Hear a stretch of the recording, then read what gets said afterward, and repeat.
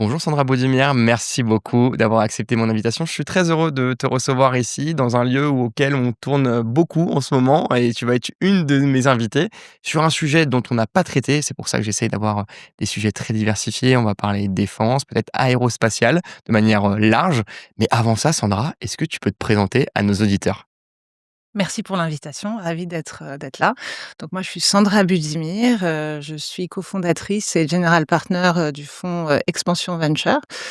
Je suis, issue, du monde, aérospatial et défense, voilà, dans lequel j'ai baigné, pendant 25 ans, au travers de différents, jobs, différents postes, différentes responsabilités. Mais le fil rouge de toute ma carrière aura été, ce secteur d'activité qui m'est très cher. Merci beaucoup Sandra pour cette petite présentation. On va creuser un peu plus ton parcours pour comprendre de là où tu viens et de là où tu es aujourd'hui, même si tu as commencé à donner quelques petits indices. Au tout début, je dirais pendant ton enfance, Sandra, où as-tu grandi? Alors, je suis née en région parisienne, dans le 94, Ok. de 2 parents, croates, donc je suis née croate, de facto, et j'ai été naturalisée, par la suite. Je suis née en 1979, donc très marquée, par la guerre des Balkans, qui a démarré, en 91, 90, 91 jusqu'en 95. Et je pense, sans faire de psychothérapie, à 2 balles, que c'est un petit peu, c'est complètement ce qui a forgé ma prise de conscience et cette importance, du domaine, et du secteur militaire pour moi. Tu as vécu en France, ou du moins tu as grandi en France, mais tu m'as parlé, on en parlait un tout petit peu en off, parce que je t'ai posé la question, je me suis dit: «Mais Sandra, es-tu née en Croatie?» Et tu m'as dit: «Non, je suis pas née en Croatie, mais j'ai des attaches très fortes». Tu étais en France, tu as grandi ici, hem, justement, quel a été ton rapport avec ce pays d'origine? Parce que tu dis que tu as des attaches très fortes, que ça t'a beaucoup, peut-être affecté, ou en tout cas ça t'a beaucoup travaillé durant ton enfance. Hem, qu'est-ce qui s'est passé derrière toute cette histoire? Mais c'est un petit peu ce que vous découvrez, tous aujourd'hui avec, la guerre en Ukraine.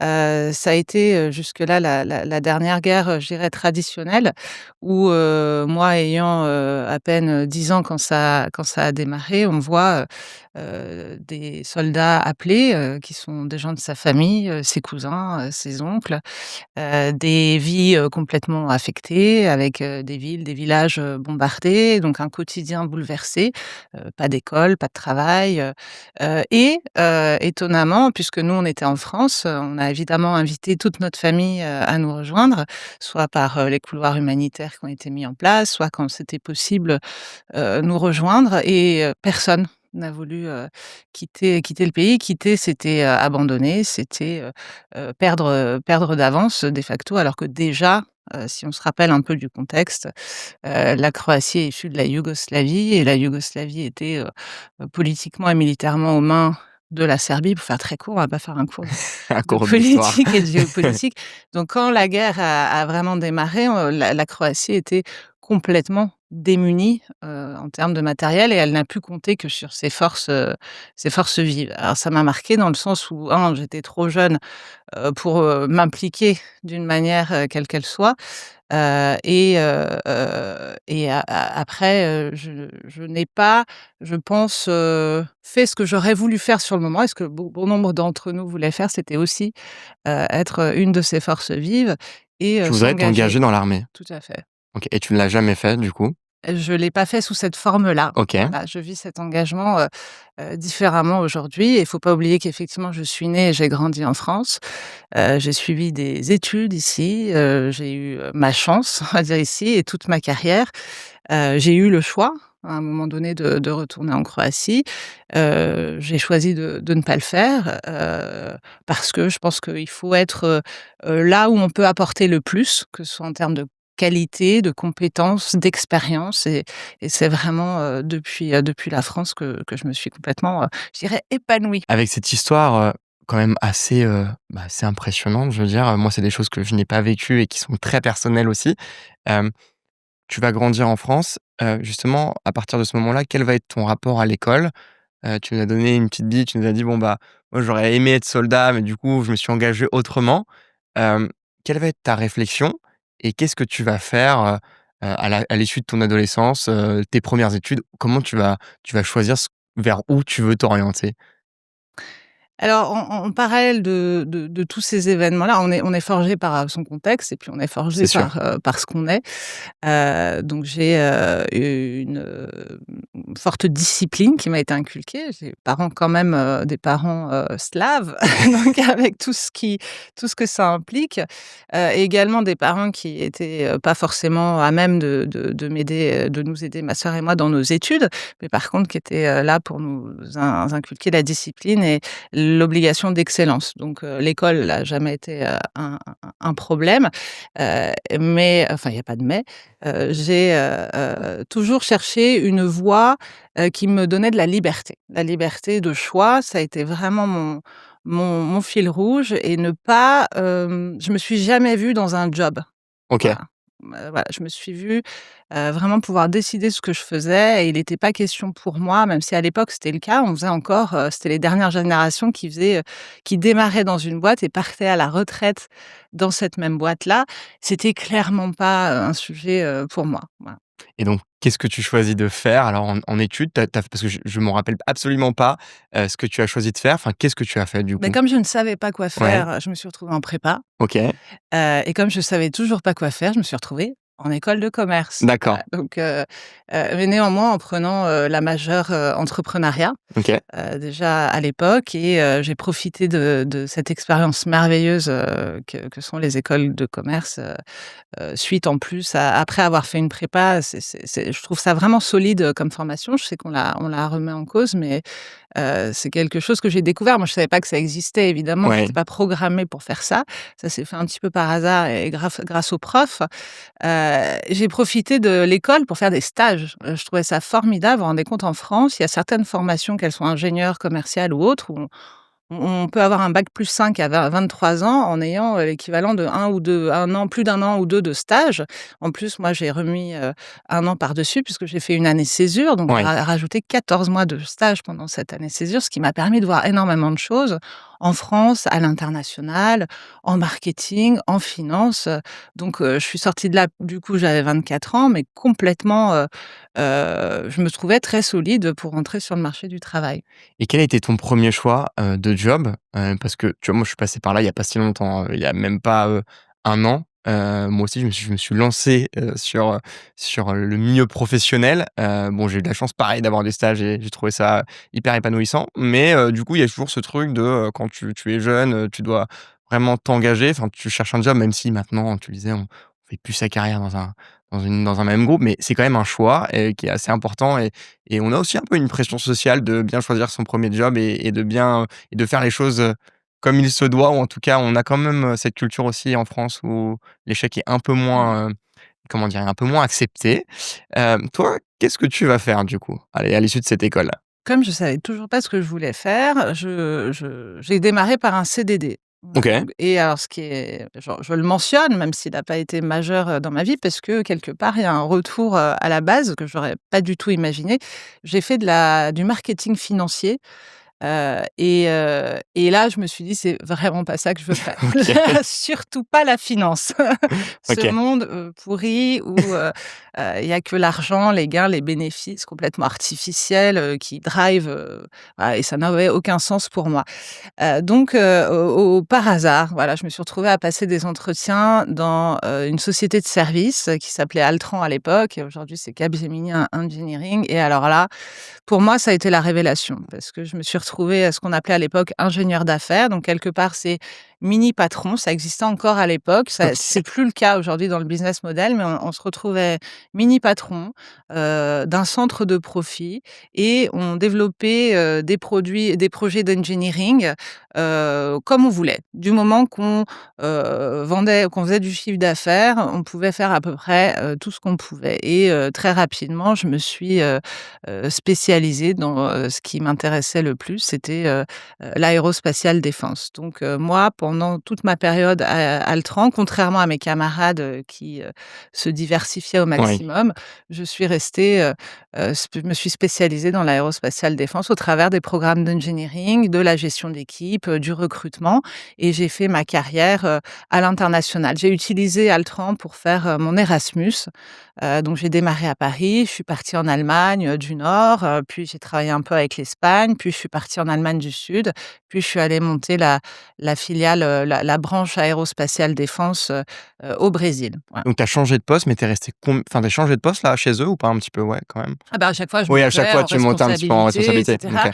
cetera, OK. mais c'était vraiment pas mon sujet. Alors c'est important, il faut monter, mais c'est surtout ce que je faisais. Je fuyais, la consolidation, d'Altran qui devenait, de plein de filiales, donc qui était complètement autonome et ça devenait un grand groupe, qui se structurait et où je me retrouvais moins. Donc j'allais partout où il y avait encore des filiales et on nous regardait pas trop et on nous demandait pas trop de reporting. Tu as travaillé combien de temps chez eux?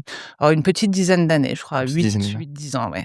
Qu'est-ce qui va se passer après ces 10 ans? Parce que là, tu vas quand même, parcourir le globe, Ouais. faire des missions variées, mais toujours avec ce prisme aérospatial, défense. Hem, Qu'est-ce qui va te guider et qu'est-ce qui va te faire partir de chez eux?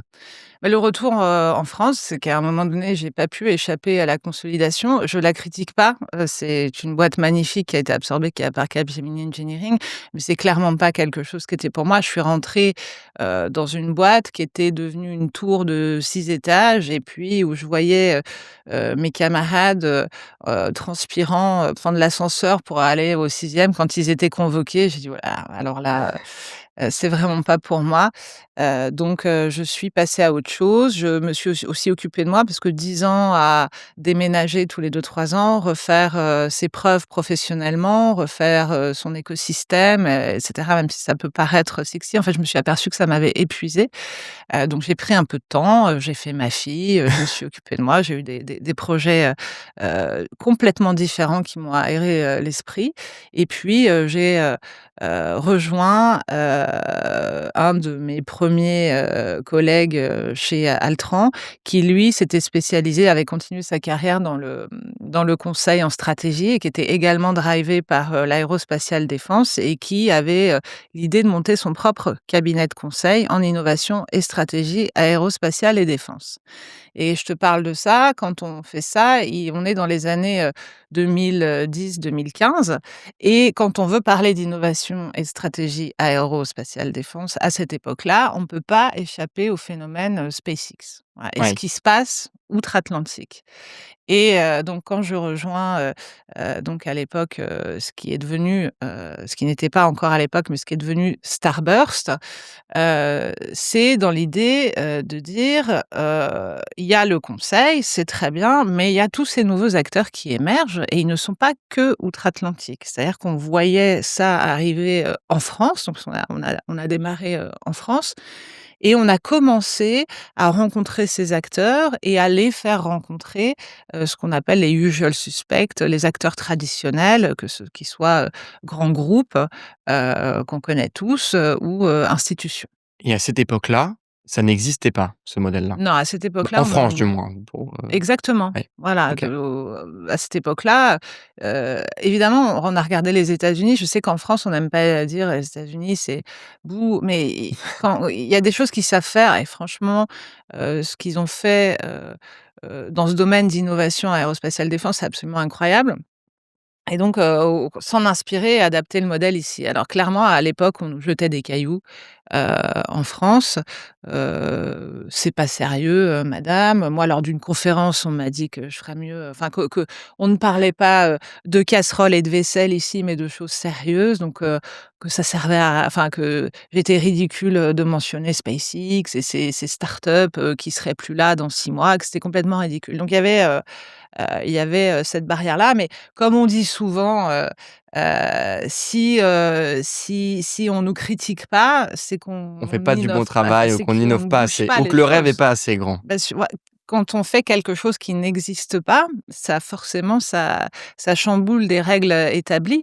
Alors heureusement, il y avait toute cette partie de gens-là, mais si Starburst a pu, se développer et continuer à exister, c'est bien parce qu'il y a des gens qui y ont cru et tout le fil conducteur aussi de cette histoire et de ma carrière, c'est, vraiment, tout seul, on va plus vite, mais ensemble, on va plus loin. Donc c'est bien d'avoir une bonne idée, on peut pas dire: «Mais moi je sais comment il faut faire».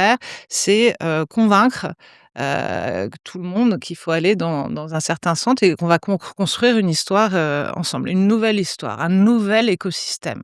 Et ça, c'était pas le cas parce que c'est une vraie question. Moi, j'ai suivi l'innovation, alors, j'ai moins de recul que toi sur la manière dont la France est passée à l'échelle et a beaucoup innové. Je trouve qu'il y a quand même beaucoup de choses qui se mettent en place ces dernières années et tu es peut-être dans les personnes qui ont permis ce changement un peu de paradigme. Hem, la question qui se pose, c'est à ce moment-là, l'état du marché français, sur ces sujets-là que tu adresses, l'aérospatiale, la défense. Quand on parle de SpaceX, on parle d'un acteur privé. Qui est un peu, à l'opposé de ce qu'on peut avoir en France. Parce que moi, quand je pense aérospatiale, défense en France, j'ai tout de suite l'impression, d'avoir la direction générale de l'armement, d'avoir, des autorités, européennes du sujet du spatial et donc d'avoir un sujet étatique.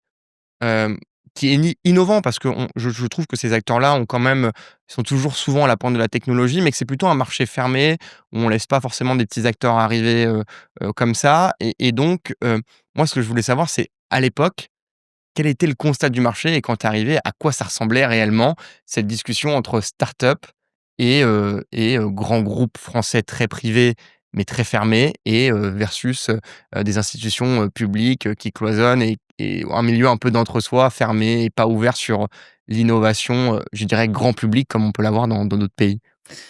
Alors, faut savoir que comme tu le dis, il y avait un paysage qui était très, fermé, voilà, verrouillé, on va dire. Par qui? C'était très mais disons par un ordre établi. C'est-à-dire pendant, 50 ans, bon, on va dire après, la Seconde Guerre mondiale, quand on a mis en place, le nucléaire, que l'aviation s'est développée, le spatial, c'était effectivement porté par des acteurs étatiques ou des acteurs privés qui étaient quasi étatiques ou extrêmement, subventionnés par la commande d'État. Ouais.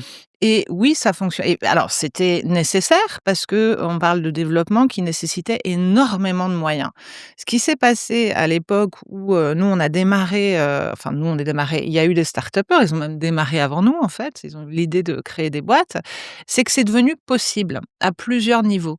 C'est devenu possible parce qu'il y a eu une miniaturisation des composants, il y a eu une baisse des prix, de certains composants, il y a eu,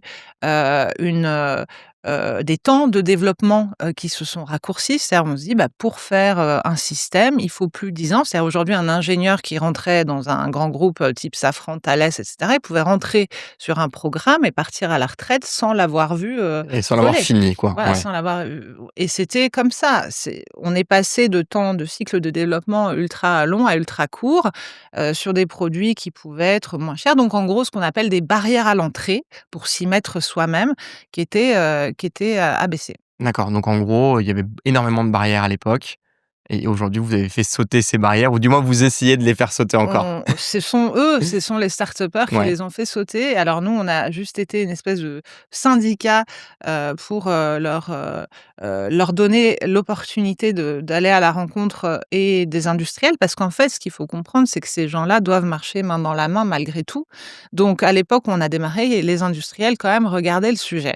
Oui. Avec, ils savaient pas trop quoi en faire, mais ils avaient bien compris qu'il fallait, aller à la rencontre de cet écosystème-là, qui arrivait quand même à faire des trucs vachement plus vite.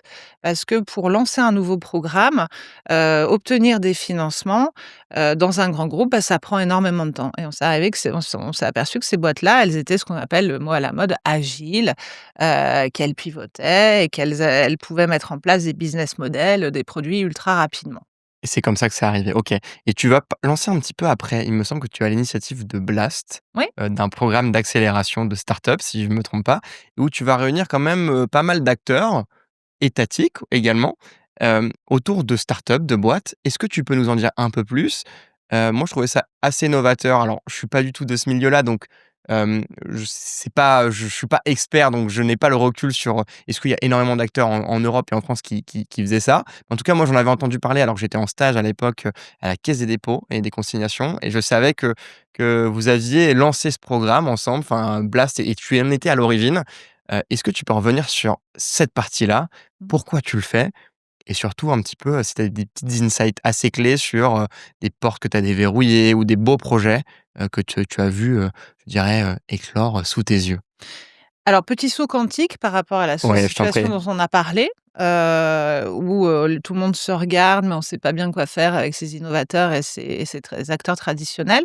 Et effectivement, l'époque de Blast. Mais qu'est-ce qui s'est passé, entre les 2? C'est que, les industriels ont mûri, ont structuré. Aujourd'hui, dans tous les groupes, tu vas trouver un département innovation, qui est rattaché au COMEX, au Oui. comité, exécutif des entreprises. Tu vas retrouver parfois même un département M&A, donc acquisition, vente, qui va regarder aussi ces nouveaux acteurs et ces nouvelles participations. Tu vas même retrouver ce qu'on appelle le corporate venture, des fonds d'investissement d'industriels qui ont vocation à investir dans les startups aux côtés de fonds d'investissement. Et ils l'ont fait parce qu'ils se sont rendus compte qu'ils avaient pas le choix de le faire vis-à-vis de grands groupes américains, ou c'est vraiment Ah, ils eux qui avaient ont mûri sur le sujet, qui se sont dit: «Et on va mettre en place, ces stratégies-là, de développer un corporate venture, de travailler avec la direction de l'innovation, parce qu'à un moment donné, on va se faire rattraper». Est-ce que c'est vraiment une introspection personnelle, ou en fait, c'était juste un signal de marché, où ils ont pris du retard par rapport à d'autres pays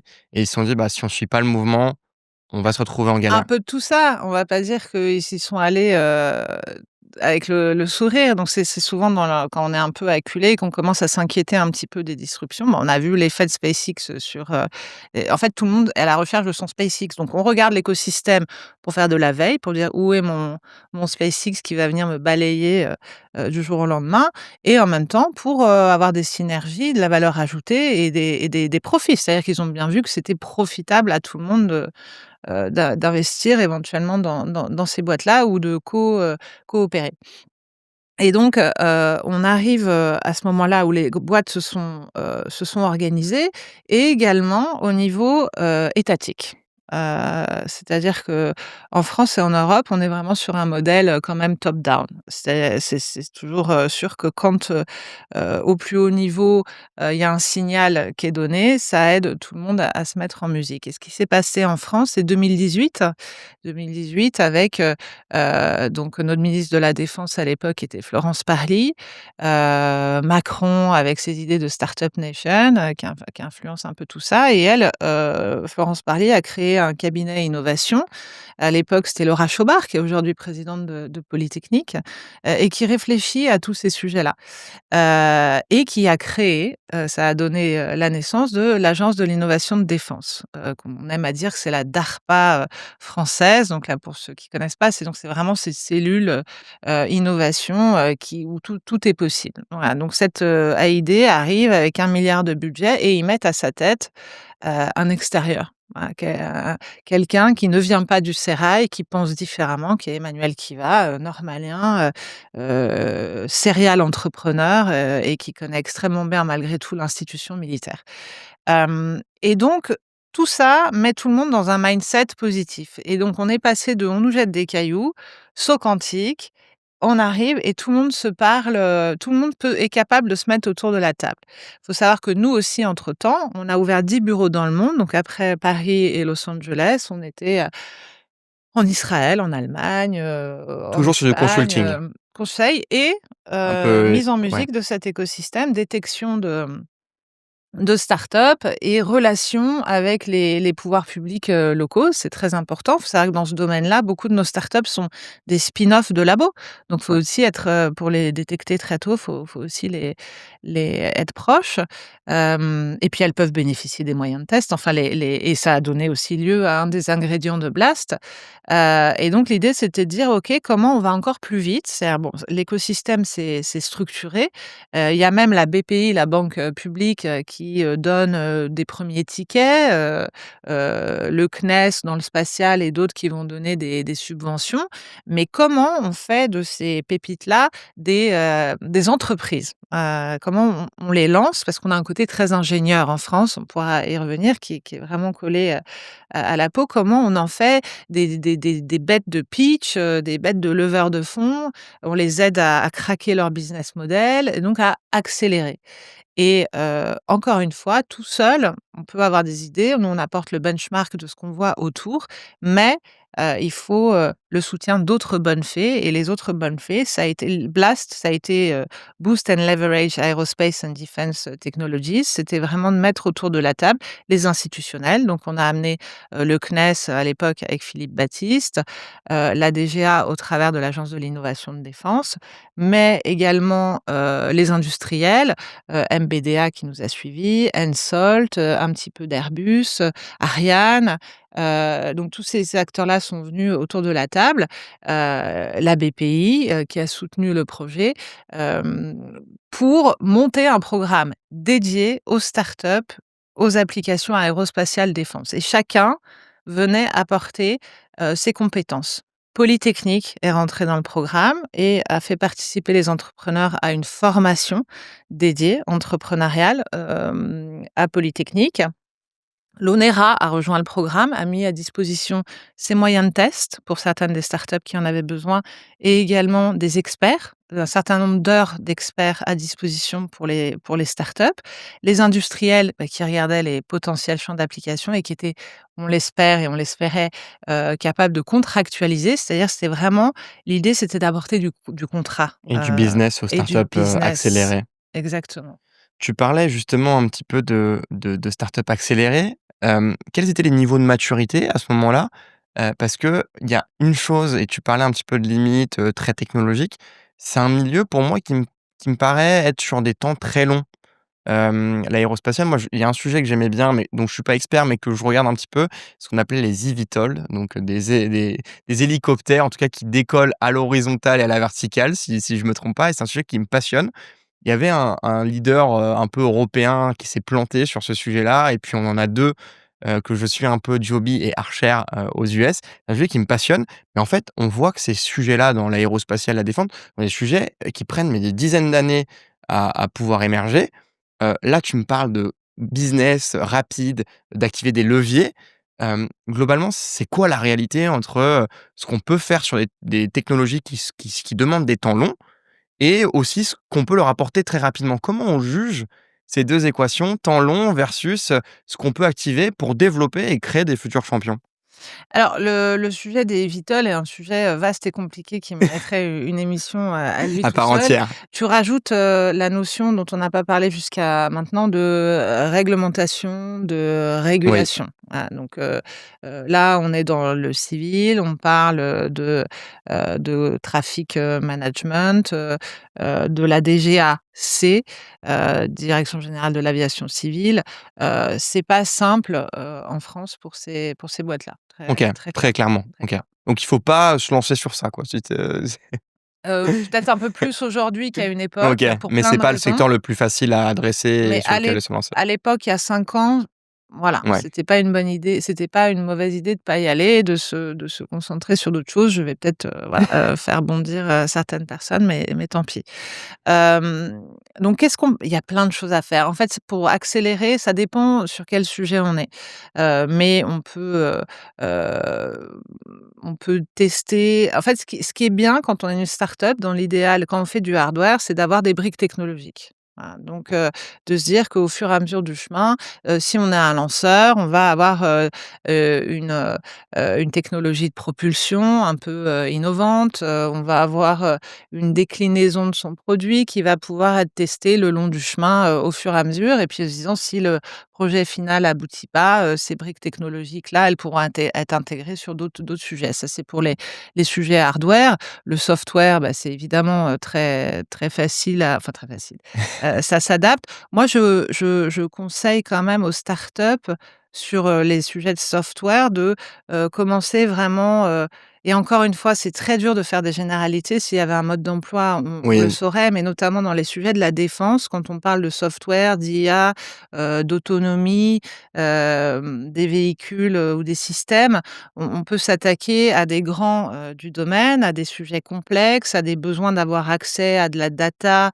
et à des systèmes sécurisés. Donc c'est de commencer sur des briques, plus simples peut-être, sur lesquelles, les grands ne se sont pas intéressés à aller et puis de s'ouvrir petit à petit. Un modèle, je vulgarise, hein, quand je dis ça, c'est un modèle Anduril. Modèle Helsing en Europe, hein, où on commence sur, des petits sujets d'IA, enfin des petits encore une fois, je vulgarise, et puis un Anduril aujourd'hui qui a une panoplie, de produits qui est est-ce que tu peux immense. rappeler ce qu'ils font? Alors ils font, des drones, ils font, du contrôle commande, ils font de l'IA, ils font des missiles, voilà donc OK. Non, très clair. Et est-ce que tu as en tête, le nombre de boîtes qui sont passées par Blast ou tu l'as pas en tête? Si, si, tout à fait. Bah, c'est simple. En fait, on prenait des boîtes et des projets de recherche en plus. Donc OK, ça, c'est un petit peu le nombre est plus aléatoire, mais on prenait 10 boîtes par an, OK, voilà, qu'on suivait sur un programme particulier et il y a eu, 4 promotions. OK. Donc D'accord, ça te donne un petit nombre c'est de boîtes déjà, voilà, sympa. sur, une centaine de candidatures, à chaque fois. C'est hyper intéressant. Moi, ce que je voudrais te poser comme question et qui rejoint un petit peu temps long, contractualisation et business, c'est que quelle est ta vision un petit peu des choses? Hem, Là, tu parlais beaucoup de briques technologiques qui pourraient être incorporées dans des projets, donc pour des entreprises, technologiques Mmh. qui sont des grands groupes, peut-être citer des Thales et cetera. Heu, quelle est ta vision? Est-ce que tu penses que pour une start-up, c'est bien très vite de se maquer avec un grand groupe? Parce qu'au final, bah, on peut disposer, de ressources humaines de ces entreprises-là, d'un soutien financier. Heu, mais au final, très vite dans son histoire entrepreneuriale, on est maqué avec un grand groupe, heu, bah, qui va un peu faire ce qu'on veut de nous, si je tiens vraiment les traits et que je fais des généralités, de ce qu'on a produit et de ce qu'on a créé versus, je reste un peu indépendant, je crée ma propre histoire et je fais moi-même, en fait, émerger un leader potentiel européen, mondial, un acteur, plutôt souverain. Quelle est ta vision des choses entre un entrepreneur qui viendrait te voir sur un sujet et qui te dirait, «Bah, je sais pas, est-ce que je dois moi-même continuer à galérer, à potentiellement lever des fonds, à rester indépendant?» versus, «J'ai un grand groupe qui est intéressé par ma techno, mais on ne sait pas vraiment ce que va faire ce grand groupe de la techno». J'imagine que, des fois, ces gens font des acquisitions pour sécuriser, une brique technologique et se dire: «Bon, bah, peut-être, que j'en aurais besoin à un moment donné, mais je me le garde sur le coude, pour moi, quelques millions d'euros pour cette technologie, c'est pas grand-chose et je préfère le faire». Comment tu vois vraiment sur ce secteur-là? Parce que c'est un peu différent, moi, sur les secteurs dans lesquels j'investis, c'est moins comme ça, même si, fintech, insurtech et dans les services B2B, tu peux avoir des grands groupes qui sont intéressés. Là, sur le sujet défense Mmh. aérospatiale, je vois tellement ce sujet un peu, capital intensive, où il faut Mmh. de l'argent, des temps longs, que je me dis qu'en fait, cette équation-là, elle doit arriver très vite dans la tête des personnes qui ont des bons projets et moi qui suis pas spécialiste, bah, je te pose cette question. Alors dans ta question, il y avait 2 questions. C'est, est-ce que c'est bien de les voir Ouais, rentrer au capital ou de les voir acquérir la société? Si je commence par, l'acquisition, donc toi qui investis, tu sais que, quand tu investis, tu te poses la question de ce qu'on appelle l'exit. L'exit, c'est quand je mets 1 € dans une boîte, dans l'idéal, j'en récupère 10. OK, mais ces 10, ils vont venir d'où? De quel scénario? Donc l'acquisition, c'est un des scénarios, hein. Donc soit tu vas avoir de la consolidation, tu vas avoir, de l'investissement, au capital, voilà. Tu vas avoir, une entrée, une IPO, et qui est tu assez rare. Si ça arrive, c'est bien, c'est un bon retour souvent. voilà, je crois si on revient sur Anduril qui a une petite dizaine d'années d'existence, pas tout à fait 10 ans, ils sont en IPO l'année prochaine. D'accord. Donc ça, et c'est pas toujours nécessaire, mais en tout cas, ça fait partie des exits. En France, on a aussi, heu, un exemple, et puis on a, le scénario de l'acquisition. Voilà. Donc oui, pourquoi pas? L'entrée au capital d'un industriel, alors clairement, elle peut être en vue d'une acquisition. Donc c'est ce que fait Safran notamment. Donc pour l'instant, voilà, ils ont fait l'acquisition de Préligence, mais eux, ce qu'ils aiment bien faire, c'est du co-branding, ou de la du co-développement ou de l'intégration de briques technologiques de start-up en parallèle d'une entrée au capital et puis après voir, comment ça fonctionne. Effectivement, quand on est très tôt, early stage, quand on cherche à lever ses premiers tours, on parle de seed ou de pré-seed, voire, voilà, seed, pré-seed, je dirais. Vaut mieux éviter, de se taguer, à moins de se dire, voilà, c'est la quasiment la fin de l'histoire. Mais si aujourd'hui on vend un logiciel et qu'on fait rentrer, un industriel français du logiciel au capital, ça va peut-être pas aider. Ça peut être un frein à aller ailleurs Ou pas? pas, voilà, ça dépend comment c'est fait, ça dépend du montant, ça dépend de l'implication de cet industriel-là au capital. Mais il faut garder son autonomie le plus possible. Quand on investit sur un capitaine d'industrie, sur un chef d'entreprise qui a une vision, qui a une idée, il faut le laisser, piloter sa boîte. Toi qui as vu quand même, depuis plusieurs dizaines d'années le monde de l'aérospatiale et de la défense évoluer, si on reprend entre le moment où tu crées Starbust et le moment où on est aujourd'hui dans le contexte géopolitique, hem, quels sont pour toi les grands cycles d'innovation? Alors soit on prend l'aérospatiale, soit on prend la défense, on peut mixer les 2. Tu vas faire une réponse super longue. Quelles sont les plus grandes évolutions que tu as vues émerger en 10 ans? C'est quoi les choses où tu te dis: «Bon, bah, si j'étais investisseur, il fallait pas que je loupe tel cycle», et en fait, voilà, apporter une vue sur ce qui se fait de mieux ou en tout cas les grosses ruptures technologiques que tu as connues toi, à la fois en accélérant, à la fois en conseillant et maintenant en investissant? L'intelligence artificielle. OK. Je pense que ça a absolument tout changé et même, quand c'est arrivé, quand le sujet IA est arrivé, on était loin d'imaginer jusqu'où ça irait et on est loin d'imaginer ce que ça peut et ça va encore, changer et apporter. La bonne nouvelle, c'est qu'on n'est pas complètement à la ramasse sur ce sujet-là, même si on aurait pu être beaucoup plus, rapide et actif, sur ce sujet. Mais voilà, on est bien présent. Après, c'est en termes de secteur, je dirais quand on a commencé à parler de new space et quand on parle aujourd'hui de New Defense. Voilà, c'est, cette prise de conscience-là que la réponse à certains besoins va se faire, par le privé et ce qui est, C'est ça qui définit le new space et le new defense, c'est quoi la différence entre, nouveaux acteurs ouais, nouveaux acteurs mais innovants du coup? nouveaux acteurs innovants. OK, Exactement. d'accord, Ouais. c'est juste ça. Bah, enfin, après voilà, chacun va donner sa Ouais, bien définition. sûr. Il y en a même qui veulent plus appeler ça new space parce que ça implique que les autres font du old space. Ouais. C'est pas le cas. Donc effectivement, si on prend des nouveaux acteurs, de financement, public, mais qui sont aidés de financement privé, lapsus, révélateur ou pas, mais qui sont soutenus par la commande publique. Quand on parle de spatial et qu'on veut, faire un lanceur ou lancer des satellites, ben, quand on est soutenu par des programmes publics, c'est bien. Donc voilà, ça c'est le new space et on voit le même phénomène, sur la défense, qui est là maintenant. Moi, tu vois, quand j'ai commencé à m'intéresser à ces sujets-là, j'avais creusé et puis, il y a pas longtemps, j'ai pris l'avion, je suis allé au Sri Lanka et j'ai pris une compagnie aérienne et dans cette compagnie aérienne, je me suis retrouvé, je crois, au-dessus de l'Iran, parce que je passais par là, mais je crois que j'avais le droit de passer par là dans un Ouais, couloir OK. et à bord de cet avion, il y avait Starlink Ouais. et je pouvais téléphoner à mes proches, dans l'espace, enfin dans l'espace, dans les airs et ça m'a assez bluffé parce que c'était la première fois que j'utilisais Starlink. Je sais qu'il y a un sujet qui est en train de se qui est en train de se travailler à la SNCF, qui veut potentiellement, équiper, des trains, d'une connexion, beaucoup plus sophistiquée que ce qu'on a là.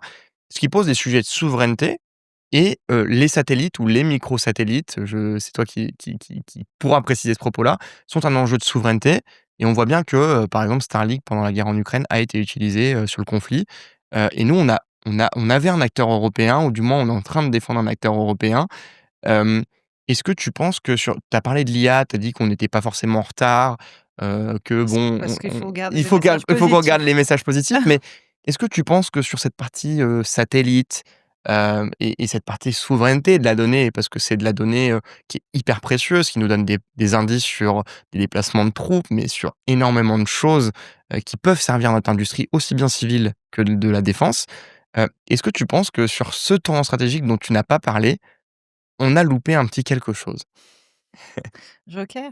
Non, tout à l'heure, tu me demandais quelle était la technologie qui avait Ouais, bien sûr. Ouais, bien révolutionné le sûr. monde, donc tu parles de technologie, Ouais, c'est l'IA, ça a bouleversé tous les secteurs d'activité. Qu'est-ce qui a déjà changé notre quotidien parce qu'on est tous, hyper connecté. connectés et cetera? C'est évidemment le spatial et qu'est-ce qui bouleverse, les équilibres? C'est le new space. Le spatial, ça nous bouleverse sur la connectivité, ça nous bouleverse, sur, la surveillance de la planète, sur, aussi des aspects, comment dire? Climat, également, de développement, de développement de la planète et de certaines régions et aussi c'est devenu un nouveau champ de conflictualité. Donc tu parles de, souveraineté, tu as raison. Hem, comment, je vais pouvoir aborder le sujet? Est-ce qu'on est en retard? Oui, SpaceX, on voit où ils en sont, ce qu'ils lancent, voilà, sur tous les sujets. Est-ce que, on ne fait rien? Non. Voilà, il y a des choses qui sont faites. C'est aussi grâce à une prise de conscience, entre guillemets, on peut remercier, le covid, Trump, la guerre en Ukraine. Alors le covid parce qu'on a constaté qu'au niveau de la supply chain, on était en manque de certains, composants ou matériels qu'on ne produisait plus en Europe. On a touché du doigt la désindustrialisation et la mise, voilà, en bas de la page de certains équipements, et notamment quand tout le monde a voulu se racheter une voiture et qu'on a dit: «Mince, il me manque des microchips, il me manque, donc ta voiture, tu l'auras dans 2 ans». Donc là, Ouais, tout ça, les gens ont touché du doigt ce les qu'était problématiques. l'industrialisation, globale, voilà et le fait qu'on ait peut-être, été un petit peu, laxiste, sur ces sujets-là et en tout cas pas très souverain en Europe. Le fait que, avec la guerre en Ukraine, effectivement, on se rend compte qu'on dépend, énormément de la sécurité et du bon vouloir, et du matériel, des Américains et que Trump, bah, il avait peut-être décidé que, non, les États-Unis seraient peut-être pas là s'il se passait, quelque chose en Europe. Alors peut-être que nous, en France, on se sent moins touchés par ça parce qu'on a une défense forte. On a la dissuasion nucléaire et on a cette conscience politique et militaire, mais c'est pas le cas de tous nos voisins européens, hein, Mmh, qui eux vivent, aussi le conflit de manière beaucoup plus directe, hein, si on prend les pays du Nord et les pays de la Baltique qui sont beaucoup plus touchés. Donc en termes de souveraineté, la prise de conscience, a été enfin est là, est faite et on le voit par les différentes, annonces et les différentes augmentations budgétaires sur ces sujets-là, pour répondre aux besoins d'accès à l'espace, aux besoins enfin souverains, aux besoins, de connectivité, souveraine, aux besoins, de composants de matériel souverains, donc tout ça et de mais est-ce réindustrialisation. que, Sandra, on le fait pas souvent trop par réaction? Moi, je prends l'exemple, de manière, très, très typique et de ce que j'ai vu dans mes expériences professionnelles, mais là, on parle de sujets d'innovation, en quelque sorte. Mmh. Les sujets d'innovation, c'est souvent des cycles. Enfin, on a des périodes et rien ne se suit. Demain, on change de gouvernement, ça sera plus niveau l'innovation, ce sera plus la French Tech, ça sera, voilà, de manière drastique, il y aura moins d'argent pour l'innovation. Donc en fait, on casse des cycles, d'innovation et dans ce que tu dis, là où je suis totalement d'accord, c'est qu'il y a eu une prise de conscience et puis, heu, on a souvent, heu, enfin, on a remis des moyens justement pour se réarmer, pour s'équiper et cetera et ça a été des annonces assez fortes. Mais ces annonces, elles interviennent en plein conflit, heu, où en fait, c'est des décisions qui sont presque, je dirais, très politiques dans leur prise de parole, alors que tout le monde est conscient, même quand il y a eu la crise du covid et qu'on n'avait pas les masques et qu'on avait supprimé ces stocks, on a l'impression que c'est la même chose, en fait. C'est-à-dire que, heu, on oublie qu'il faut du temps pour développer, pour qu'on ait des champions, et donc est-ce que vraiment cette industrie-là, elle aura une afflux de capital à l'instant T? Je sais que la BPI a même ouvert un fonds où les personnes enfin les particuliers pouvaient souscrire. Hem, est-ce qu'en fait, c'est pas là le problème, de notre économie, de notre pays? Là, on tire un peu dans les pattes de notre pays, mais c'est aussi comme ça qu'on a un vrai débat et je pense qu'on Mmh. fait avancer les choses. C'est est-ce qu'on n'attaque pas le problème très souvent dans l'innovation, d'une réaction, qu'en fait la réalité c'est que pour être au top, c'est une vraie stratégie et qu'on doit être à la fois apporter des ressources continues à même niveau, avec la même rigueur, pour pouvoir faire émerger et non être en réaction à chaque fois que, il y a un débat politique, il y a, une situation à l'autre bout du monde qui va nous concerner plus ou moins. Quelle est ta vision sur ça? C'est qu'il faut pas s'autoflageller. Il faut comprendre que nous, on a été, on a subi les conséquences de ce qu'on appelle les dividendes de la paix. C'est-à-dire après la guerre, on a dit: «Bah, voilà, plus jamais ça, pas de guerre», et un désinvestissement, il y a eu un désinvestissement de notre armée, et qui a commencé à remonter en 2015. Donc pendant quelques années, on est encore toujours en train de rattraper, ce qui a pas été, financé. En plus de ce qu'on doit développer, en plus. Mais on a maintenu, certains, socles, comme, le nucléaire que je mentionnais, tout à l'heure ou les gros objets. Contrairement aux États-Unis qui ont toujours été, en guerre quelque part, aujourd'hui qui brandissent le danger de la Chine, contrairement, à la Chine justement avec, ses prérogatives sur cette zone-là. Je pense que nous, on a bien compris, oui, on est en réaction, peut-être, et puis qu'on a dû composer avec une Europe. C'est-à-dire que nous, la réponse à tous les sujets dont on a parlé de la France, mais notre réponse financièrement, en termes de moyens et en termes de marché, en termes d'impact, elle ne peut être que européenne. Et l'Europe, c'est jeune. C'est jeune et c'est composé de pays, alors il y en a de plus en plus qui rentrent à chaque fois, qui n'ont pas les mêmes sensibilités par rapport à ces sujets-là et pour lesquels pendant longtemps, la défense n'était pas une priorité. Mais encore une fois, c'est des concepts qui se mettent en place. Donc oui, aujourd'hui, il y a pas d'Europe de la défense à proprement parler, mais on constate qu'il y a, un fonds européen de défense, des poches de financement, à la Banque européenne, au fonds européen. Donc il y a des choses qui se mettent en place et je pense que ce que tout le monde a compris, c'est que, au-delà du conflit ukrainien, quand il va s'arrêter, il va falloir maintenir la paix. Donc ça va demander aussi un maintien et une mise en place de certains moyens et malheureusement, j'essaye d'être feel good, sur l'ensemble des sujets, mais on n'a pas prévu la paix pour les prochaines années. Il y a un nombre de zones de conflit, qui augmente, et qu'on peut prédire, donc on a compris qu'il fallait se tenir prêt. Au niveau national, on a compris, si on revient sur la France, on a compris qu'il fallait ménager, les programmes lourds, et coûteux qui sont à la main encore de l'État et des comme le porte-avions nouvelle génération, comme, l'avion de combat du futur, comme le nucléaire qui, voilà, sont, des choses, au CAPEX, qui demandent, beaucoup de compétences et beaucoup d'argent. Mais qu'il fallait qu'elle vive avec et ça le ministère des Armées, plein de ses polytechniciens brillants l'a intégré, enfin la DGA, qu'il fallait aussi savoir réagir vite, de manière efficace et à bas coût. C'est ça la New Defense, elle rajoute et un peu comme le New Space, elle rajoute aussi une baisse des coûts et une augmentation, de la masse. Demain, la guerre sera une guerre, on l'espère de plus en plus de moins en moins meurtrière sur des zones type, l'Ukraine, mais de plus en plus, heu, robotisée Ouais, finalement. c'est ça qui m'a choqué parce que je pense que tu l'as vu parce que tu fais de l'industrie, mais moi ce qui m'a choqué, c'est qu'il y a eu plein de reportages sur cette guerre, où on voit, des armées de drones, creux dans la terre où en fait on charge ces drones, de bombes qui sont lâchées, sur les personnes qui le voient et qui sont dirigées.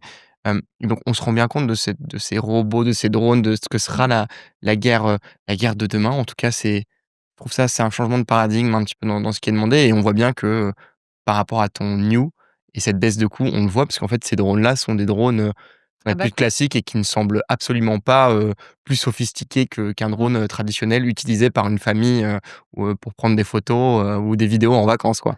Exactement et ils créent autour d'eux tout un écosystème et un besoin de matériel, nouveau parce qu'aujourd'hui on avait des antimissiles, mais un antimissile coûtait des millions.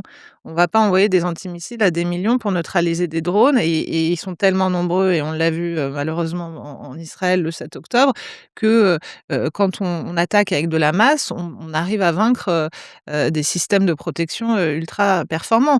Donc il faut pouvoir réagir avec des radars, mobiles, petits, transportables, efficaces qu'on peut déplacer sur la ligne de front. Il faut pouvoir réagir avec de l'antimissiles, il faut pouvoir réagir avec des systèmes de surveillance et de voilà, de surveillance et d'identification et d'attaque, ultra rapides et qui aussi permettent à l'homme de se décharger. Parce que dans une guerre comme la guerre en Ukraine, l'opérateur ou le soldat, il est, stressé, il a pas beaucoup dormi, et il a énormément d'informations à gérer. Donc toutes les technologies qu'on va pouvoir mettre à sa disposition vont, l'aider à, voilà, opérer, du mieux qu'il peut. Donc pour te dire qu'on est en réaction, je peux te dire que là, on est très innovant et très OK. proactif. Le DGA actuel a lancé par exemple si je pars sur cette partie, heu grosse quantité, montée à l'échelle, de matériel, moins cher, hem, on ne sait pas faire, au ministère des Armées et donc ils ont lancé, il y a pas très avant l'été, le projet Chorus. Le projet Chorus, c'est quoi?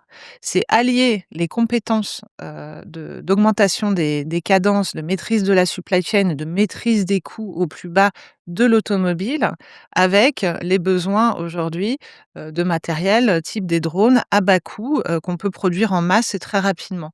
Et donc il y a le projet Chorus qui allie par exemple, c'est un exemple, hein, parmi d'autres, mais Renault et Turgis et Gaillard, OK. avec une promesse, donc de produire, des drones sur plusieurs lignes d'assemblage, de manière en grande quantité et à bas coût. On va avancer un petit peu dans ta carrière pour arriver, ici aujourd'hui. On est quel jour aujourd'hui? On est le 1er octobre.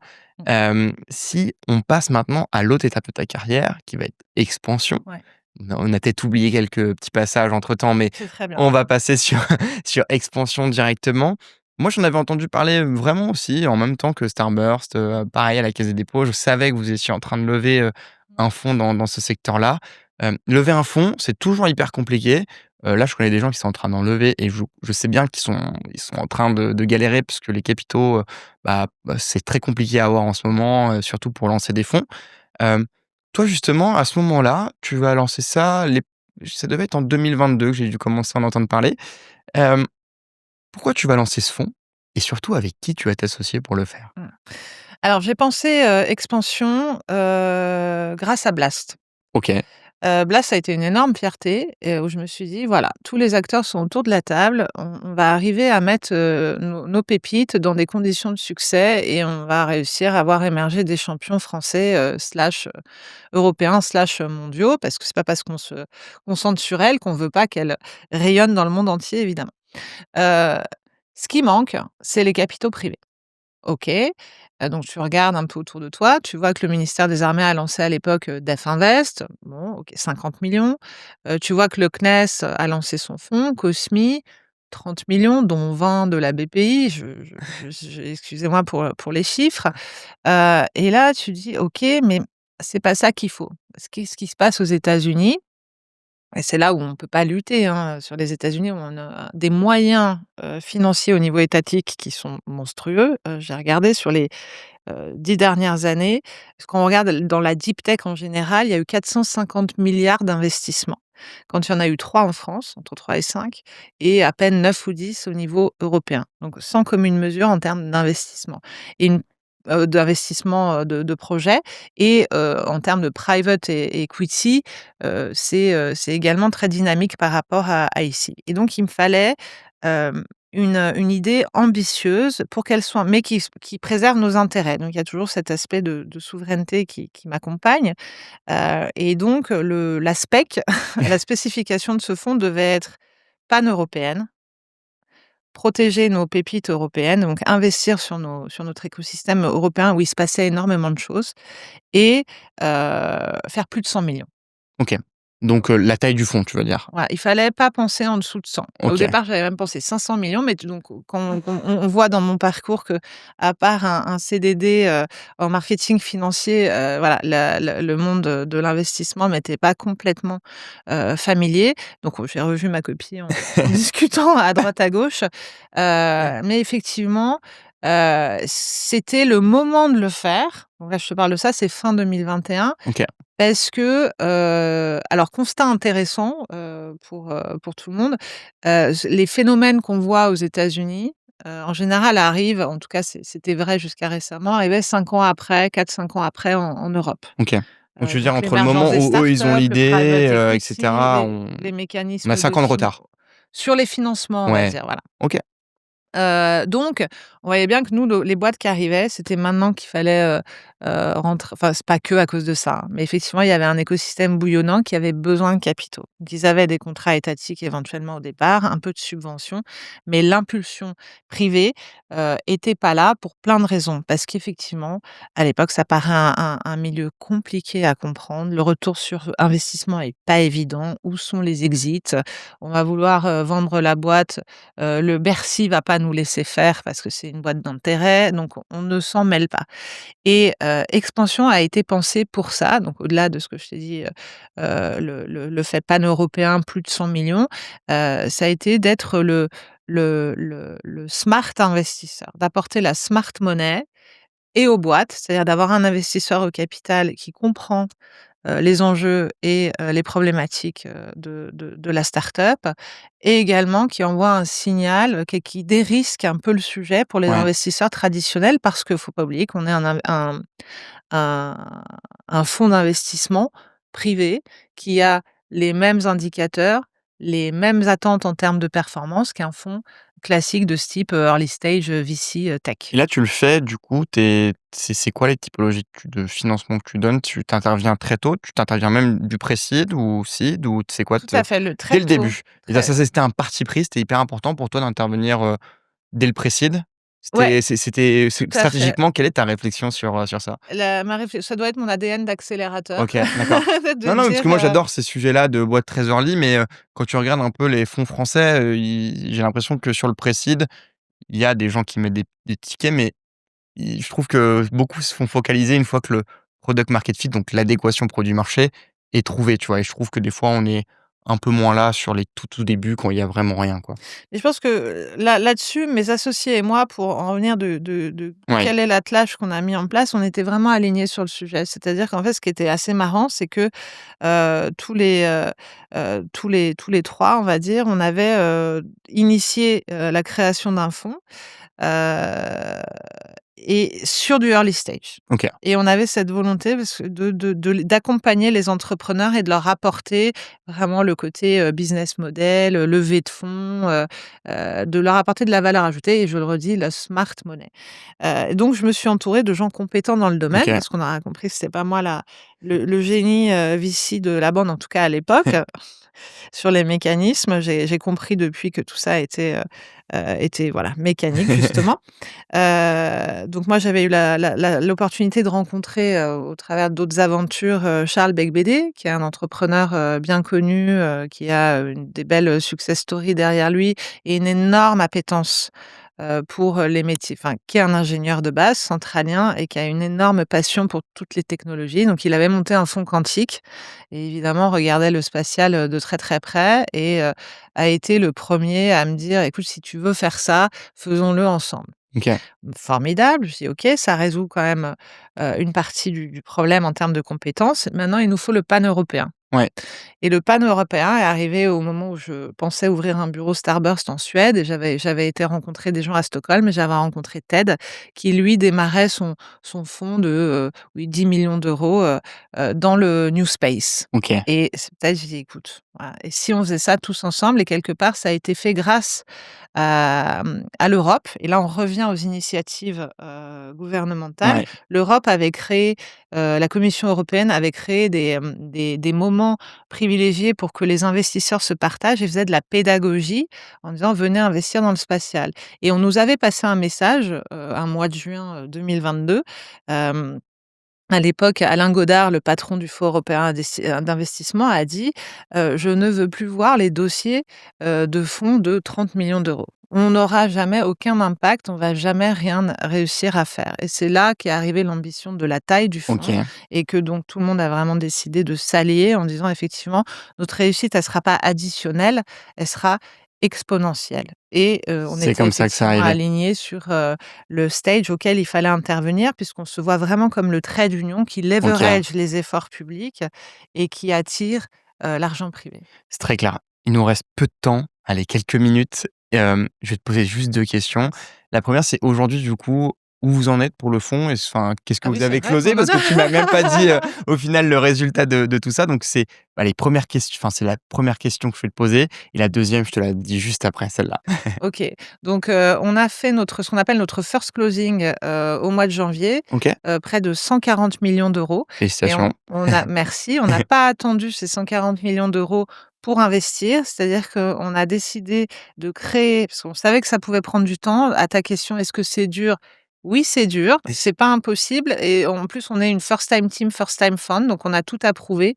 On n'a pas de pédigré à montrer en disant on a déjà enfin, mais Ouais, un track record, ouais. séparément, oui. Oui, Moi, en tant qu'accélérateur, mes collaborateurs, enfin mes partenaires autrement, mais ensemble, sur cette thèse-là, on n'a ouais, rien à montrer, donc ça prend plus de temps et on a créé donc un véhicule, qui a permis de réunir l'investissement et ben, tu sais quoi? Les premiers à croire à ça, qui, se posent pas les questions qu'on s'est posées, tout à l'heure et qui sont des investisseurs de conviction, ce sont les grandes familles et les d'accord. individuels. Les OK. individuels, ça peut être, Moi? tes parents, enfin, Ouais, ouais et qui disent voilà, qui ont mis de l'argent dans ce véhicule et qui nous a permis de déployer, déjà une vingtaine de premiers millions en attendant qu'on a apporté at cost au fond. OK. Ce qui fait que ayant fait notre force closing en janvier, à près de 140 millions, on a 23 lignes Ce d'investissement qui est déjà pas mal. et un exit sur lequel on a fait x3. Donc OK. on affiche déjà une performance. On est au travers de 7, 8 pays européens aujourd'hui, et très fiers de notre portefeuille qui recouvre vraiment, toute la chaîne de valeur de l'aérospatiale défense. C'est très clair, merci beaucoup Sandra. Je vais te poser juste une petite question parce que là, ça fait un peu plus d'une heure qu'on discute. La dernière question, elle est assez large. Je ne sais pas si tu vas être surprise ou pas, mais c'est plutôt, Sandra, tu vas juste avoir le mot de la fin. Donc tu vas avoir 1 minute pour donner un sujet, une anecdote, quelque chose en fait que tu as envie de partager au micro. Parce que depuis tout à l'heure, c'est moi qui te pose un peu les questions, même si, tu as beaucoup étayé plein de sujets et plein de choses que je ne connaissais pas. Mais là, Sandra, en fait, ça va être à toi de glisser le mot de la fin à nos invités. J'aimerais profiter peut-être de ton audience qui doit être, jeune et avertie, et s'ils écoutent ce podcast-là, qui vont être intéressés par les sujets de l'aérospatiale défense. Hem, pour dire que c'est pas un milieu uniquement d'ingénieurs et de grandes écoles. Donc il faut pas avoir peur de vouloir aller développer sa solution de software ou son drone ou autre, si on se sent pas, armé parce qu'on n'a pas fait Polytechnique. Voilà, il faut enlever ça, ça je le vois beaucoup en France et ça m'agace, je vais le dire, quand sur un deck, il y a: «Je m'appelle Paul Henry et j'ai fait Polytechnique» et limite on pourrait mettre un point final, au deck et me dire: «Donne-moi des millions». C'est vrai que ça aide et c'est très bien, mais pour monter une start-up, c'est vraiment un chemin compliqué. Il va falloir se remettre en question, va falloir savoir être un leader, réunir les bonnes équipes, trouver des investisseurs, pitcher, revoir sa stratégie autant que nécessaire, se remettre en question en permanence.